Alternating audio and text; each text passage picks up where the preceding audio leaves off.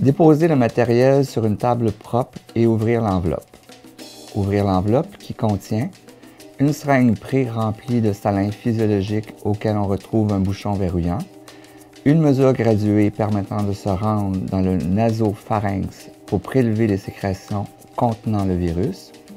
Remarquez que la tige est graduée selon la profondeur à laquelle vous devez l'insérer selon l'âge. La tige est graduée de 0 à l'âge adulte. Un lubrifiant. Mettre un masque N95, revêtir une blouse propre et des gants, assurant la protection contre les macro-gouttelettes.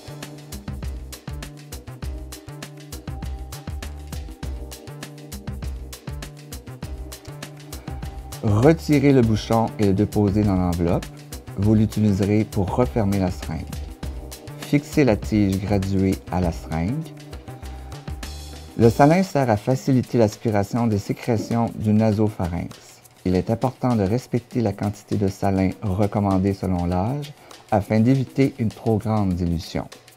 1 ml pour 0 à 3 ans, 2 ml pour 4 à 9 ans, 3 ml pour 10 ans à l'âge adulte. Ajustez la quantité de salin selon l'âge du patient. Appliquez du lubrifiant sur la tige facilitant son insertion.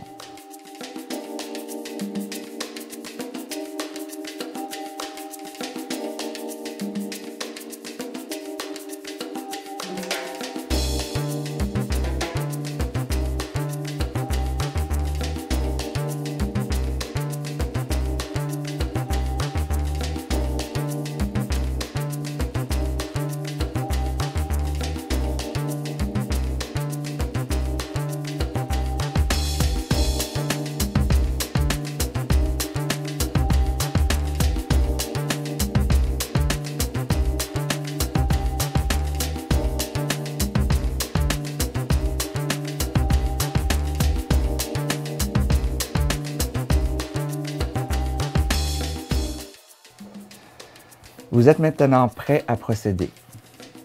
Expliquez au client d'incliner la tête et de retenir son souffle, facilitant l'accès au réservoir du nasopharynx.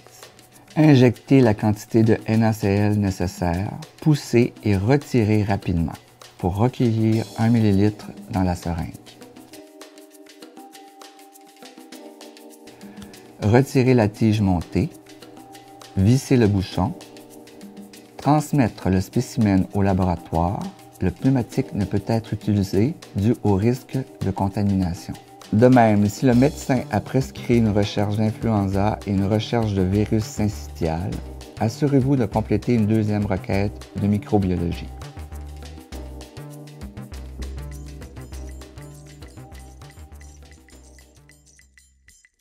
Moi, ce que j'aimerais rappeler au personnel, quand on complète une requête, si le médecin demande un dépistage de H1N1, en plus de la requête de microbiologie d'hiver, il faut compléter la feuille verte d'envoi à l'extérieur.